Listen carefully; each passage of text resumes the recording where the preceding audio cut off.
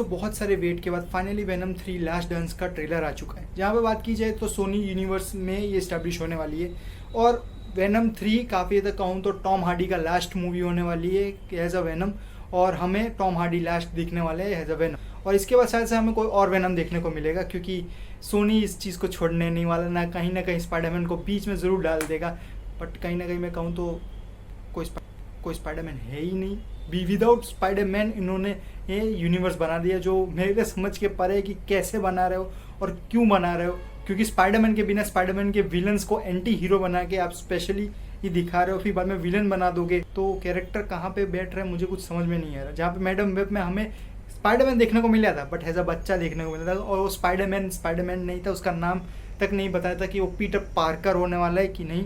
But काफ़ी तक कहानी ऐसी ज़रूर बोली जा रही है कि वेनम 3 की कहानी जो है काफ़ी तक स्पाइडरमैन नो वे होम से इस्टेब्लिश की जाएगी। जहाँ पे पोस्ट क्रेडिट सीन में हमने वेनम को देखा था और टॉम हार्डी का जो कैरेक्टर है वो उससे देखा था, तो हम कह सकते हैं कि स्पाइडरमैन नो वे होम से ही उसकी शुरुआत होगी। और मैं कि उस यूनिवर्स में जाने के बाद शायद से उसके ऊपर ज़्यादा खतरे मंडराने लगे, यानी कि वेनम के ऊपर। और काफ़ी तक हमें देखने को भी मिला कि वहाँ पे जो उसका सिम्बायोटिक छूटा हुआ है वो काफ़ी तक स्पाइडरमैन से इस्टेब्लिश होने की कोशिश कर रहा, जो हमें टोबी मैगवायर के स्पाइडरमैन में भी स्पाइडरमैन 2 में देखने को मिल रहा था वैसे। बट काफ़ी चांसेस ऐसे हो सकते हैं कि वो चीज़ें इस्टेब्लिश ना हो, नया कैरेक्टर इस्टेब्लिश करने की कोशिश की जाए वेनम में, ताकि हमें स्पाइडरमैन 4 में कोई और देखने को मिलेगा। बट ये ज़रूर है कि हमें स्पाइडरमैन 4 में शायद से वेनम देखने को मिल सकता है, बट कहाँ और किस जगह पे इस्टेब्लिश हो रहा है वो पता नहीं चला। कि ये सोनी के यूनिवर्स में हो रहा है कि ये एमसीयू के मेन टाइमलाइन में हो रहा है, वो थोड़ा कन्फ्यूजन वाला हो रहा है। क्योंकि अगर आप देखोगे तो टॉम हार्डी का जो कैरेक्टर था एमसीयू के टाइमलाइन में, जैसे डॉक्टर स्ट्रेंज ने नो वे होम में स्पेल किया, उसके बाद से टॉम हार्डी तो अपने यूनिवर्स में पहुँचना चाहिए ना, तो वहाँ की जो पब्लिक है उसे क्यों ढूंढ रही है, वो सबसे बड़ा सवाल यहाँ पे मेरे मन में आ रहा है। तो काफ़ी तक ऐसा ज़रूर हो सकता है कि हमें एमसीयू की मेन टाइमलाइन में शायद से वेनम का थोड़े ही सिम्बायोटिक ज़रूर छूटी होगी, पर वो सिम्बायोटिक ज़्यादा खतरा अभी नहीं बनेगा। बट फ्यूचर के प्रोजेक्ट्स में ज़रूर स्पाइडरमैन के लिए, यानी कि जो टॉम हॉलैंड का स्पाइडरमैन है उसके लिए खतरा ज़रूर बनेगा। बट अभी ये चीज़ें इस्टेब्लिश नहीं की गई हुई है। बट ये ज़रूर कह सकता हूँ कि टॉम हार्डी का जो कैरेक्टर एडी ब्रॉक, ये शायद से उसकी लास्ट मूवी हो सकती है, शायद से उसका डेथ दिखाया जा सकता है। बट यहाँ तक एक बात ज़रूर ये बात होती है कि काफ़ी तक ह्यूमंस के लिए जो सिम्बायोटिक हमने काफ़ी तक वेनम्स के पुराने स्पाइडरमैन मूवीज़ पे आप देखोगे तो उसे सिम्बायोटिक के लिए, यानी कि वो एक कह सकते हो एक पैरासाइट्स की तरह है, उसे भी एक घर चाहिए, एक बॉडी चाहिए होती है, जो कह सकता हो कि एक ह्यूमन यानी लिविंग ऑर्गेनिजम्स के अंदर जा सकता है। जहाँ पे यहाँ पे उसे घोड़े के अंदर भी दिखाया गया हुआ है, जो बहुत डिफरेंट टेक लेता है। जहाँ पे अगर आप देखोगे तो यहाँ पे एक और सबसे बड़ा ईस्टर एग आ रहा है, क्योंकि हमने डॉक्टर यानी कि जो लिजर्ड है काफ़ी तक, जो हमें स्पाइडरमैन अमेजिंग स्पाइडरमैन 2 में देखने को मिला था, ये स्पाइडरमैन 1 मुझे याद नहीं है, बट काफ़ी तक वो देखने को मिला था, तो वही कैरेक्टर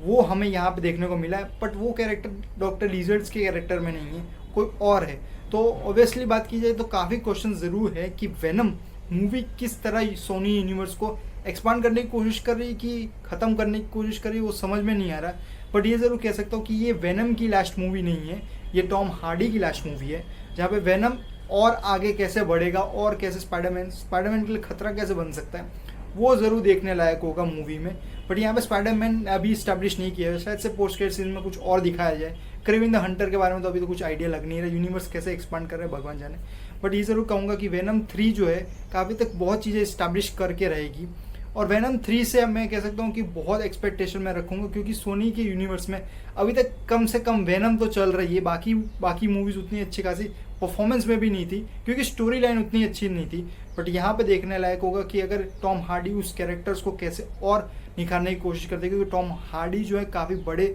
एक्टर है और वो अपनी क्रिएटिविटी को ज़्यादा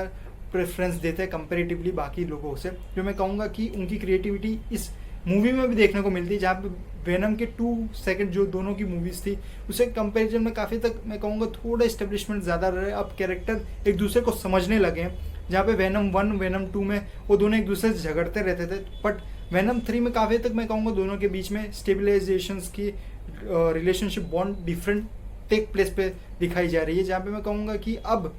वेनम में जो होगा वो वेनम अपने आप को संभाल नहीं पाएगा, क्योंकि एडी ब्रॉक जो होगा शायद से उसका कैरेक्टर शायद से डेथ हो जाएगा, तो इसलिए काफ़ी तक वेनम दूसरी बॉडी ढूंढने के लिए निकल पड़ेगा। जो देखने लायक होगा कि किसकी बॉडी नेक्स्ट होगी, बट मैं ये ज़रूर कहूँगा कि ये वाली में काफ़ी खतरे वेनम के ऊपर ज़्यादा बन रहेंगे और वेनम इन चीज़ों से कैसे बचेगा, क्योंकि ह्यूमन से लेकर सिम्बायोटिक तक और उसके वेनम के यूनिवर्स से भी काफ़ी लोग उसे मारने के लिए भेजेंगे, जो काफ़ी बड़ा खतरा है उसके लिए। तो मैं कहूँगा कि टॉम हार्डी की लास्ट मूवी होने वाली है ऐसा वेनम, तो मैं एक्सपेक्ट करूँगा कि और अच्छा खासा निकालने की कोशिश करे सोनी, और सोनी इसके साथ कुछ और गड़बड़ ना करे, क्योंकि अगर सोनी ने गड़बड़ कर दी तो ये मूवी भी मैडम वेब की तरह नहीं बचेगी। तो इस वीडियो को यहीं रैप अप करते, सब्सक्राइब कर रखें आप चैनल को बाकी वीडियो के लिए, और कमेंट सेक्शन में जरूर बताइए कि आपको वेनम 3 का ट्रेलर कैसा लगा।